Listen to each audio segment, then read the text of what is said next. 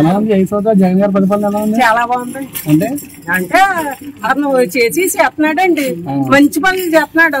చేస్తుంటే అమ్మ కూడా ఇస్తున్నాడు, నాన్న కూడా వేసుకుంటున్నాడు. తాగుబోతోళ్ళు ఎక్కువైపోయి బాగా కల్తీ సారాలు కల్తీ మందులు పెట్టి చదువు కాటికి పంపేస్తున్నాడు. ఇంకా ఓటేసి కూడా ఇంకా అది లేకుండా చేసేస్తున్నాడండి. చేయమనండి, వద్దే మాకు మంచిదే కదండి. మరి అతనే రావాలని అనుకుంటున్నామండి గట్టిగా పోటీ ఉంది. మా మండలం అంతా అతనికే వేస్తామండి. అంతే. లారీ డ్రైవర్ అండి. మాకు ఏం ఉపకారం చేయలేదండి జగన్. లారీ డ్రైవర్లు అన్నది వ్యాపారం లేకుండా చేసాడు. మా అన్ని ఆ తాకట్లు పెట్టుకుని తింటే పని. మేము బయటకు వెళ్ళి వాళ్ళం గట్టా కదండి. ఆడమగ కట్టబడి వాళ్ళకి పెట్టాడు అతను పథకాలు. మాకెందుకండి, మా తల మీద ఇంటికి లెక్కెట్టుకోలేని రూపాయలు తెచ్చి పంచిపెట్టి మమ్మల్ని మట్టం చేసాడండి. లారీ వ్యాపారాలు లేవు, ఏమీ లేవు. ఇలా బతుకుతున్నామండి. మరి ఏం చెయ్యం, మేము బయటకు వెళ్ళి వాళ్ళం గట్టా కాదు. అతను ఇట్లా వస్తే మాకు ఏదైనా ఉపకారం ఉందని అనుకుంటున్నామండి. డబ్బులు గట్టా మాకు ఇప్పటికి మేము ఎన్నేళ్ళు అవిందో, 30 ఏళ్ళు అవిందో, 40 ఏళ్ళు అవిందో మా పెళ్లి అవి మేము ఎవరి దగ్గర రూపాయి ఇచ్చుకోలేదండి. మాకు ఎవరి రూపాయి వద్దండి, మాకు ఇతను వస్తే చాలండి. మా కాపుల్లో మాకు మా మనిషి అన్న మనిషి వస్తే చాలండి. కేజీ బంగారు ఇస్తే ఇచ్చి వాళ్ళకి ఇచ్చుకుంటాడండి. అది తెచ్చుకుని ఇలాంటి మాకు ఇస్తున్నామని తెచ్చుకుని ఇంకొకళ్ళు తింటారండి. అది మాకు చెందదండి. అతను ఎత్తే వచ్చు కానండి, ఇచ్చినా కూడా మాకేం చెందదు. మాత్రం వేస్తామండి. ఎవరు ఇవ్వని ఓపోని మాకు ఏమి లేకుండా చేసేని జగన్ అందుకే వేస్తాం. పిఠాపురం నుంచి పవన్ కళ్యాణ్ గారు పోటీ చేస్తున్నారు, ఎలా ఉండబోతుందంటారు? బాగానే ఉంటదండి.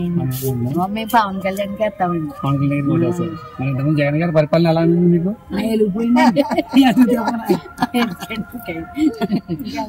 మేము వేస్తామైతే పవన్ కళ్యాణ్ కి వేస్తామండి. ఇప్పుడు అదే రేట్లు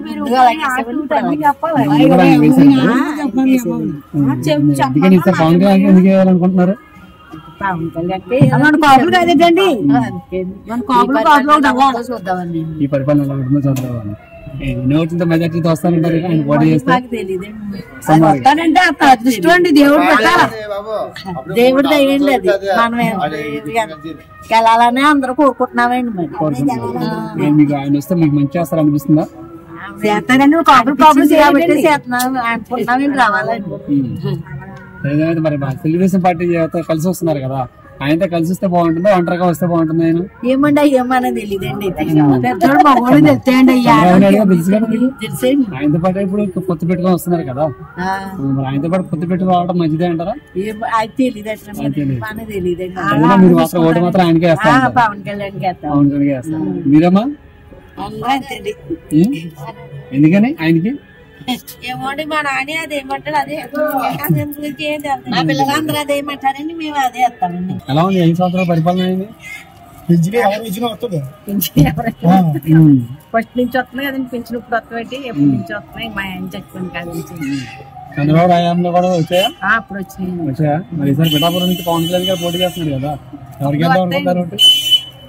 ఎవరికి వెళ్తారనుకుంటున్నాడు? ఎందుకని ఆయన మీద అంత నమ్మకం? నమ్మకం ఎప్పటి నుంచో ఉందండి, కానీ నమ్మకం ఉండట్లేదు. నమ్మకం ఎప్పటి నుంచో ఉంది, కానీ రానిస్తలేదు. ఇంకా ఉంటారు కదండి పెద్ద పెద్దోళ్ళు అందరూ, దాని వల్ల అలా పోతుంది అంతే. మరి పోయినసారి ఎవరికి వేసారు ఓటు మీరు? పోయినసారి జగన్ కేసామండి. జగన్ కేసారు, అబద్ధాలు లేకుండా చెప్పేస్తున్నారు. మరి ఈసారి ఎవరికి వేస్తారండి? పవన్ కళ్యాణ్ కి వేస్తారా?